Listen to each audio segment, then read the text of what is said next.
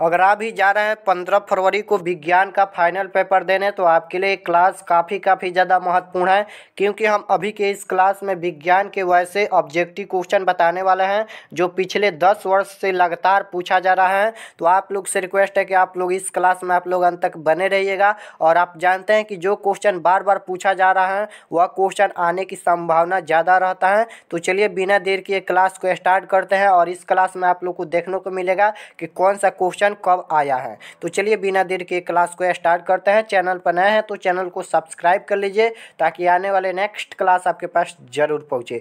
देख सकते हो पहला नंबर क्वेश्चन है कि भोजन का पाचन किस प्रकार की अभिक्रिया है। ये क्वेश्चन 14, 16 और 19 में पूछा गया है। देख सकते हो यहाँ पर भी 19, 20, 21, 22 3 साल नहीं पूछा गया है। तो हो सकता है ये क्वेश्चन 2023 में पूछा जाए। तो आप लोग याद कर लीजिए, आप प्रथम पाली में एग्जाम दीजिए या द्वितीय पाली, दोनों के लिए है। तो भोजन का पाचन किस प्रकार की अभिक्रिया है, तो यह हो जाएगा उपचयन अभिक्रिया। याद रखिएगा, ऑप्शन नंबर ए बिल्कुल राइट आंसर हो जाएगा। चलिए नेक्स्ट क्वेश्चन है 2 नंबर, मनुष्य कोशिका में गुणसूत्र की संख्या क्या है। मनुष्य कोशिका में गुणसूत्रों की संख्या क्या है, और एक क्वेश्चन देख सकते हो 11, 12 और 14 में पूछा गया है। तो मनुष्य कोशिका में गुणसूत्रों की संख्या क्या होता है, तो 23 जोड़े होते हैं। ऑप्शन नंबर ए बिल्कुल राइट आंसर हो जाएगा। मनुष्य कोशिका में गुणसूत्रों की संख्या क्या होता है, तो 23 जोड़े। चलिए नेक्स्ट क्वेश्चन है, मेंडल ने अपने प्रयोग के लिए बगीचे में उगाए जाने वाले किस पौधे का चयन किया। और ये क्वेश्चन 19-20 में पूछा गया है कि मेंडल ने अपने प्रयोग के लिए एक बगीचे में उगाए जाने वाले किस पौधे का चयन किया, तो साधारण मटर का चयन किया। याद रखिएगा, ऑप्शन नंबर ए बिल्कुल राइट आंसर हो जाएगा। चलिए नेक्स्ट क्वेश्चन 4 नंबर क्वेश्चन है, हरे पौधे कहलाते हैं। हरे पौधे क्या कहलाते हैं, देख सकते हो ये क्वेश्चन 14, 19, 21, 22 लगातार पूछा गया है। तो हरे पौधे क्या कहलाते हैं, तो याद रखिएगा, हरे पौधे उत्पादक और स्वपोषी कहलाते हैं। ऑप्शन नंबर ए बिल्कुल राइट आंसर हो जाएगा। याद रखिएगा, हरे पौधे क्या कहलाते हैं, तो उत्पादक और स्वपोषी। चलिए नेक्स्ट क्वेश्चन है, एंड्रोजन है। एंड्रोजन क्या है, तो एंड्रोजन नर्लिंग हार्मोन है। ऑप्शन नंबर ए बिल्कुल राइट आंसर हो जाएगा। नेक्स्ट क्वेश्चन है, इंसुलिन की कमी से कौन सा रोग होता है। इंसुलिन की कमी से कौन सा रोग होता है, और ये क्वेश्चन 14 और 16 में पूछा गया है। तो याद रखिएगा, इंसुलिन की कमी से कौन सा रोग होता है, तो मधुमेह रोग होता है। ऑप्शन नंबर ए बिल्कुल राइट आंसर हो जाएगा। 7 नंबर क्वेश्चन है, हीमोग्लोबिन की कमी से कौन सा रोग होता है। हीमोग्लोबिन की कमी से कौन सा रोग होता है, और ये क्वेश्चन 11 और 21 में पूछा गया है। तो हीमोग्लोबिन की कमी से कौन सा रोग होता है, मधुमेह या पीलिया या डायरिया या एनीमिया। तो हीमोग्लोबिन की कमी से होने वाला रोग है एनीमिया। ऑप्शन नंबर डी बिल्कुल राइट आंसर हो जाएगा। चलिए नेक्स्ट क्वेश्चन है, सभी जीव जंतुओं के लिए ऊर्जा का अंतिम स्रोत क्या है। और ये क्वेश्चन 20-21 में पूछा गया है, 22 में नहीं पूछा गया है।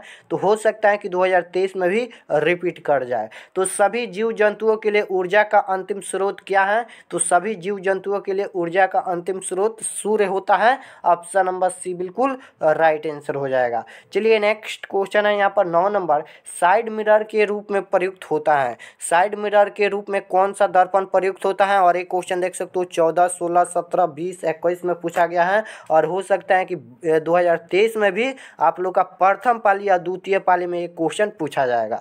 तो साइड मिरर के रूप में कौन सा दर्पण प्रयुक्त होता है, तो उत्तल दर्पण प्रयुक्त होता है। याद रखिएगा, ऑप्शन नंबर ए बिल्कुल राइट आंसर हो जाएगा। चलिए नेक्स्ट क्वेश्चन है 10 नंबर क्वेश्चन है, किस लेंस को अभिसारी लेंस भी कहते हैं।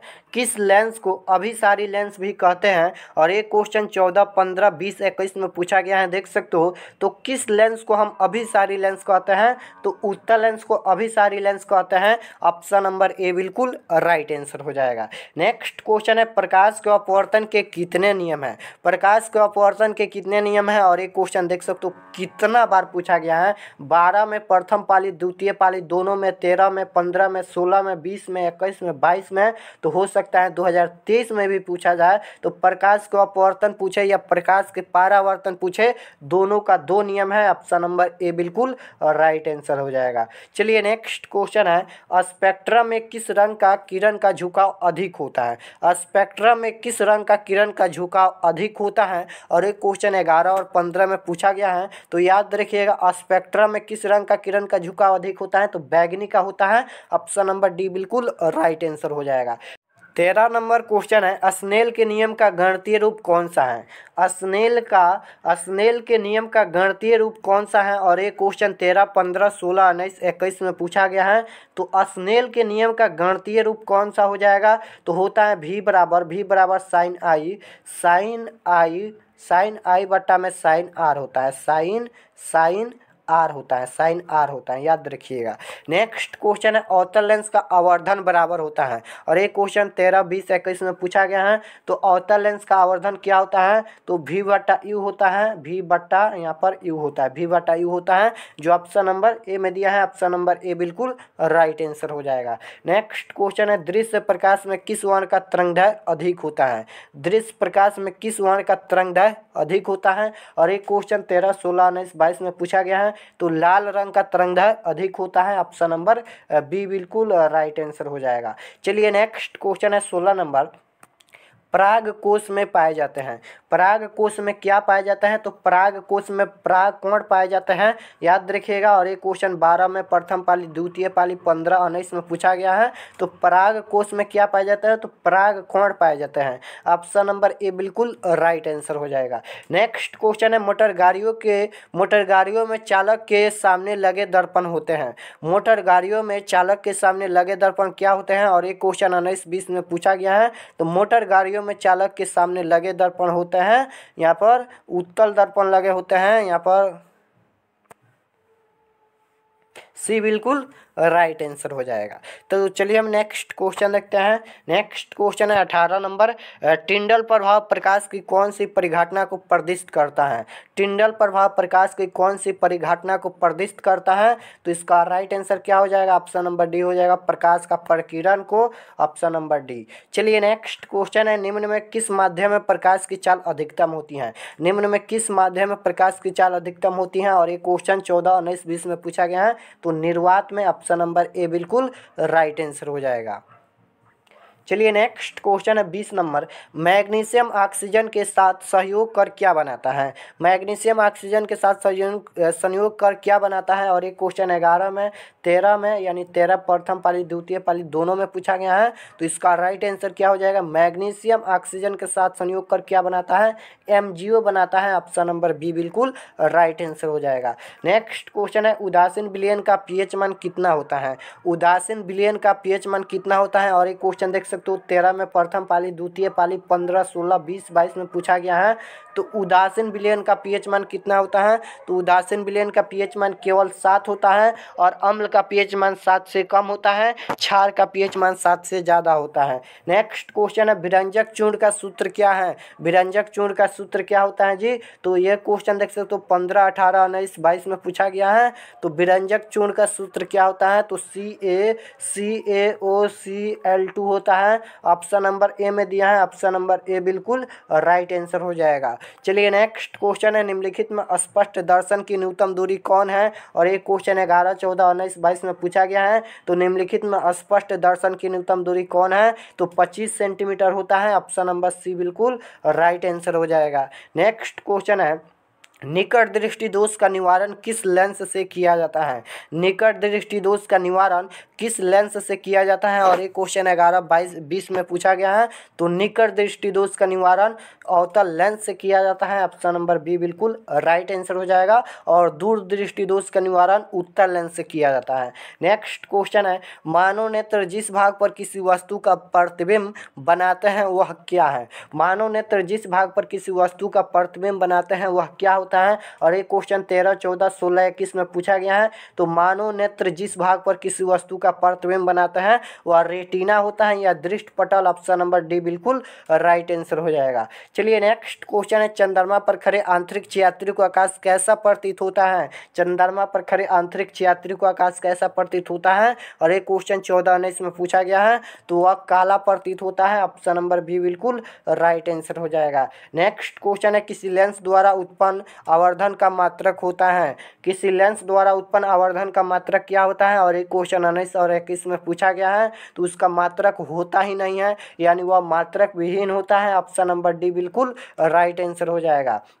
प्रतिरोध का एसआई मात्रक क्या होता है, और एक क्वेश्चन 12, 15, 16, 20, 22 में पूछा गया है, तो प्रतिरोध का एसआई मात्रक क्या होता है, तो ओम मीटर होता है। ऑप्शन नंबर बी बिल्कुल राइट आंसर हो जाएगा। नेक्स्ट क्वेश्चन है, नेक्स्ट क्वेश्चन है 29 नंबर, बैटरी से प्राप्त विद्युत धारा किस प्रकार की होती है। बैटरी से प्राप्त विद्युत धारा किस प्रकार की होती है, और ये क्वेश्चन 11 और 20 में पूछा गया है। तो याद रखिएगा, बैटरी से प्राप्त विद्युत धारा किस प्रकार की होती है, डीसी धारा होती है। ऑप्शन नंबर बी बिल्कुल राइट आंसर हो जाएगा। नेक्स्ट क्वेश्चन है, विभव एवं विभवांतर का एसआई मात्रक होता है। विभव एवं विभवांतर का एसआई मात्रक क्या होता है, और ये क्वेश्चन देख सकते हो 14, 15, 16, 20, 21 में पूछा गया है। तो विभव एवं विभवांतर का एसआई मात्रक वोल्ट होता है। ऑप्शन नंबर सी बिल्कुल राइट आंसर हो जाएगा। चलिए नेक्स्ट क्वेश्चन है 31 नंबर, निम्नलिखित में से कौन सा पद विद्युत परिपथ को निरूपित नहीं करता है।